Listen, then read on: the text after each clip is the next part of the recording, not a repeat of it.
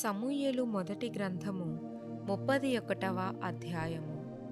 అంతలో ఫిలిష్తీయులు ఇశ్రాయేలీయులతో యుద్ధము చేయగా, ఇశ్రాయేలీయులు ఫిలిష్తీయుల ఎదుట నుండి పారిపోయిరి.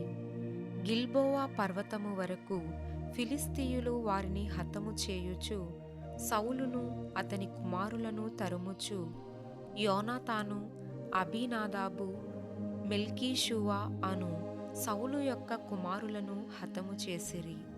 యుద్ధములో సౌలు ఓడిపోవుచుండగా అతడు అంబులు వేయువారి కంటపడి వారి చేత బహుగాయముల నొందెను.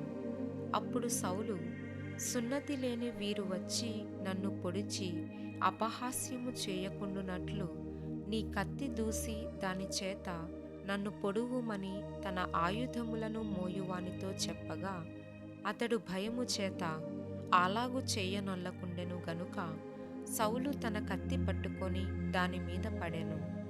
సౌలు మరణమాయెనని అతని ఆయుధములను మోయువాడు తానును తన కత్తి మీద పడి అతనితో కూడా మరణమాయెను. ఇలాగున సౌలును అతని 3 కుమారులను అతని ఆయుధములను మోయువాడును అతని వారందరూ ఒక దినముననే మరణమైరి. లోయ అవతలనున్న ఇశ్రాయేలీయులను, యొర్దాను అవతలనున్నవారును ఇశ్రాయేలీయులు పారిపోవుటయు, సౌలును అతని కుమారులను చచ్చియుండుటయు చూచి తమ నివాస గ్రామములు విడిచిపెట్టి పారిపోయిరి. ఫిలిష్తీయులు వచ్చి వాటిలో కాపురముండిరి. మరునాడు ఫిలిష్తీయులు హతమైన వారిని దోచుకొనవచ్చి గిల్బోవా పర్వతము మీద పడిపోయిన సౌలును అతని 3 కుమారులను కనుగొని అతని తలను ఛేదించి అతని ఆయుధములను తీసి తమ బొమ్మల గుళ్ళలోను జనులలోను జయవర్తమానము తెలియచేయుటకై ఫిలిష్తీయుల దేశములో నలుదిశలు వాటిని పంపిరి. మరియు వారు అతని ఆయుధములను అస్తారోతు దేవి గుడిలో ఉంచి అతని ముండెమును బేత్షాను పట్టణపు గోడకు తగిలించిరి.